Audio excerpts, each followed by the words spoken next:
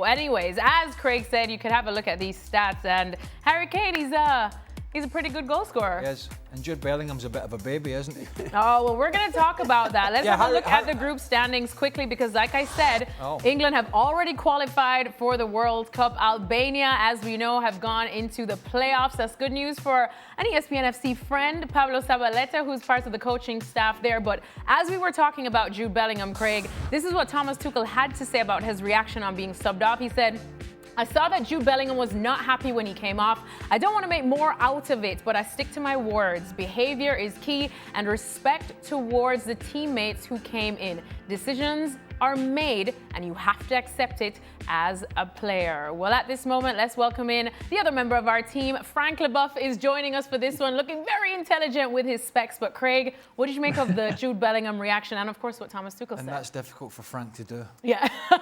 You miss his Halloween costume, don't you? No. I think Jude Bellingham's got to have a look at himself in terms of the qualification campaign was well and truly over some time ago. This game was over. He has missed a chunk of the season with injury anyway. I think Thomas Tuchel was doing him a favour for Real Madrid in a sense. Every box was ticked. It's not like England's qualification was hanging in the balance, right. Yeah. And somebody was going to have a big moment, like Troy Parrott had for Ireland. That wasn't there. That's when you get annoyed as a player, when you want to be out there to get that your teammates over the line, to have that big moment that we know he can do. That's when you get annoyed as a player. If you're a striker or whatever you are, you get taken off. You think, my God, I could have made the difference. There was no difference to be made here. This was just a substitution to give him a little rest at the end of the game. In the 84th minute, too. Yeah, and I think this just shows the pettiness that has crept in more and more to Jude Bellingham. It's not all about him, right? And whether you agree with what Thomas Tuchel says or not about him and Foden and Kane and what, it doesn't matter. He's the manager, and this will be the stick that Tuchel beats him with if it continues when the World Cup comes around. So, you know, not a good look, bearing in mind there was nothing on the line at the end of the game. It just looks very childish. Frank, what did you make of it? I heard you, of course, agreeing with Craig. Yeah, it's as Craig says, pittiness. It's pittiness. I mean, it doesn't make any sense. It's 84th minute. I mean, the guy should have been happy. So he can go back to Real Madrid without being injured. And what a message that he gives to the fans and also to his teammates who just substituted him. You're not good enough to replace me. No, I'm not happy. Are you coming on?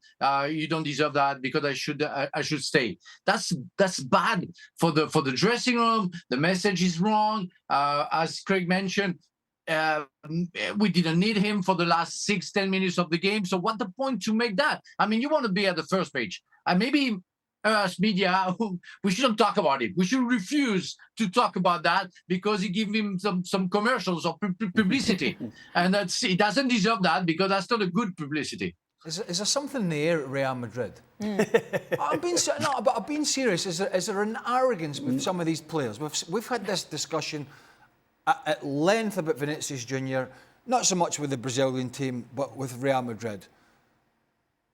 Whinging and whining and blaming everybody and being petty when he gets taken off. And we saw it in the, was it the Clásico? It was the Clásico when it really reared its head. But it has reared its head before. And Jude Bellingham here, not for the first time. Is this some of the Real Madrid players said, hey, Real Madrid. Right. Hey, Real Madrid. You can't sub me. I'm the guy that you pick and I'm the guy that you do not take off. It kind of smells a bit like that. No, again, I think the part for me that's just that is so odd is there was nothing left. Yeah. No. There was no reason. I mean, look, big match, big rival. You get subbed, you could be frustrated.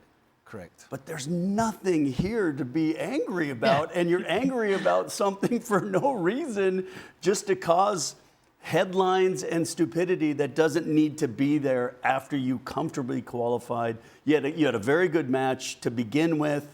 Like you said, the injury issues that now you don't pick up something silly when it doesn't matter. Yeah, this This makes no sense. Let's talk about something else. The guy doesn't deserve it right now. Well, Frank, I suppose we speak about this so much. One second. We kind of talk about this now and say, yeah, it's pettiness and it's a little childish and it's unnecessary.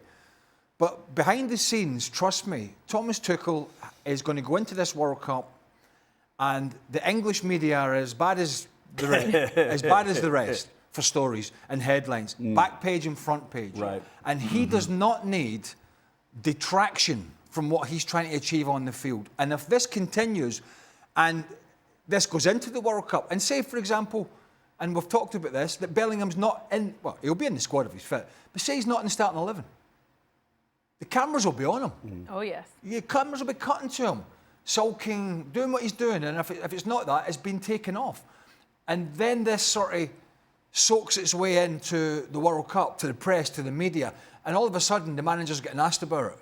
He's not getting asked about performances and this and that and that. He's getting asked about star players who are unhappy. Is the camp unhappy? Is the squad unhappy? Is there a mutiny in the camp, which we saw with France? Well, I was going to say, we can talk to Frank about how... Raymond Domenech, 2010 World Cup in South Africa, the French players wanted to chuck Domenech off a cliff. I mean, it was a mutiny. And Thomas Tuchel, he does not need players that are going to give him this kind of headache.